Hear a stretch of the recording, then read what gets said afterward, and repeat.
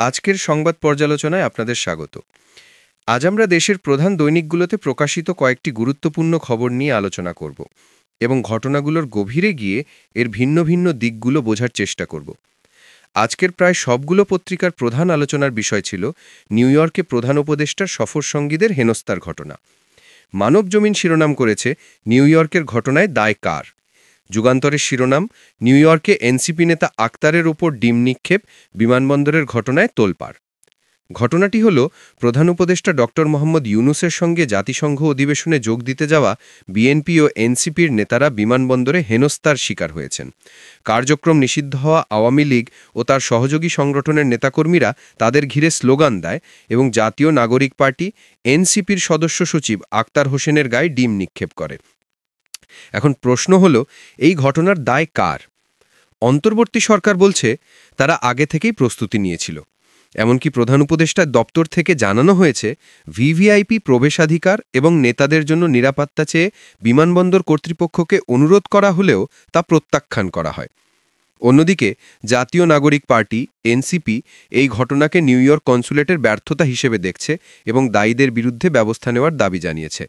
ঢাকায় সংবাদ সম্মেলন করে তারা কনসাল জেনারেল সহ পুরো ফরেন সার্ভিস টিমকে চাকরিচ্যুত করার দাবিও তুলেছে। তবে এখানে একটি ভিন্ন দৃষ্টিকোণও লক্ষণীয়। সরজমিনে দেখা গেছে প্রধান উপদেষ্টা সরকারি প্রোটোকল নিয়ে বিমানবন্দর ত্যাগ করার প্রায় 1 ঘণ্টা পর বিএনপি ও এনসিপির নেতারা কোনো প্রোটোকল ছাড়াই বের হন। এই সমন্বয়হীনতা কি এড়ানো যেত না?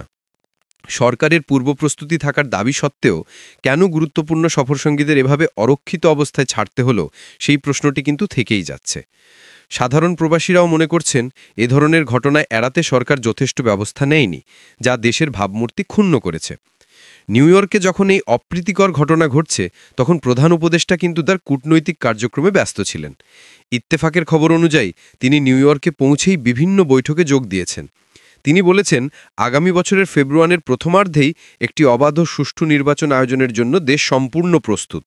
একদিকে একটি সফল নির্বাচনের প্রতিশ্রুতি, অন্যদিকে সেই সরকারেরই গুরুত্বপূর্ণ সদস্যদের নিরাপত্তা নিশ্চিতে ব্যর্থতার অভিযোগ এই বৈপরীত্য পরিস্থিতিকে আরও জটিল করে তুলেছে।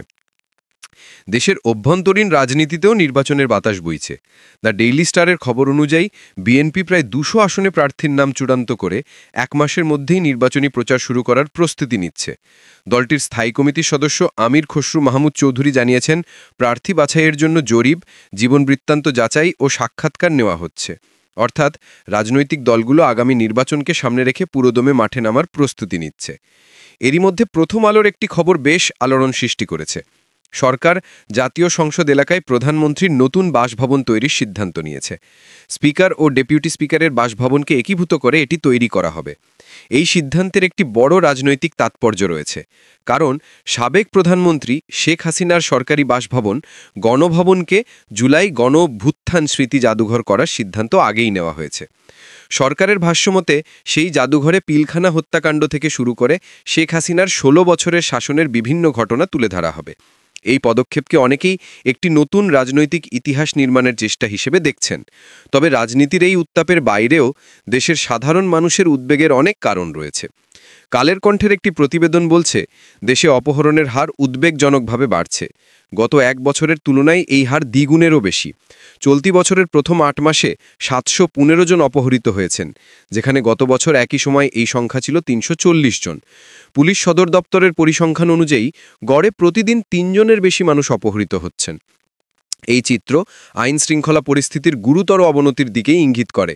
একই সাথে দুর্নীতির বিরুদ্ধে লড়াইয়ের ক্ষেত্রেও খুব বড় অগ্রগতির খবর নেই। নিউ এজ পত্রিকার প্রতিবেদন অনুযায়ী বিদেশে থাকা দুর্নীতিবাজদের সম্পদ জব্দের ক্ষেত্রে তেমন কোনো অগ্রগতি হয়নি। গত 14 মাসে আদালত প্রায় 490 কোটি টাকার বিদেশি সম্পদ জব্দের নির্দেশ দিলেও তা কার্যকরে উল্লেখযোগ্য সাফল্য আসেনি। দুদক কর্মকর্তারা স্বীকার করেছেন যে আদালতের আদেশ সংশ্লিষ্ট দেশগুলিতে পাঠানো হলেও বেশিরভাগ ক্ষেত্রেই কোনো সাড়া মেলেনি। সবশেষে একটি খবর যা আমাদের শিক্ষা ব্যবস্থা এবং জাতীয় মর্যাদার সঙ্গে সম্পর্কিত। বণিক বার্তার প্রতিবেদন অনুযায়ী সিঙ্গাপুর ঢাকা বিশ্ববিদ্যালয়ের স্নাতক সনদকে ফাউন্ডেশন কোর্স এবং স্নাতকোত্তর সনদকে স্নাতক ডিগ্রির সমমানের মর্যাদা দিচ্ছে।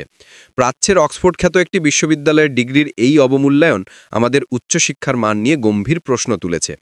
শিক্ষা সংশ্লিষ্টরা বলছেন, মান নিশ্চিত না করে শুধু বিশ্ববিদ্যালয়ের সংখ্যা বাড়ানো, আন্তর্জাতিক মানের সঙ্গে কারিকুলাম সমন্বয় না করা এবং অ্যাক্রিডিটেশন না থাকার কারণেই আজ এই পরিস্থিতি তৈরি হয়েছে। সুতরাং আজকের আলোচনার শেষে আমরা দেখতে পাচ্ছি, একদিকে যেমন নিউ ইয়র্কের ঘটনা এবং দেশের অভ্যন্তরীণ রাজনীতি নিয়ে ব্যাপক আলোচনা চলছে, তেমনি আইন শৃঙ্খলা পরিস্থিতির অবনতি, বিদেশে সম্পদ জব্দের ধীরগতি এবং দেশের উচ্চশিক্ষার আন্তর্জাতিক মানের মতো মৌলিক বিষয়গুলো গভীর উদ্বেগের কারণ হয়ে দাঁড়িয়েছে।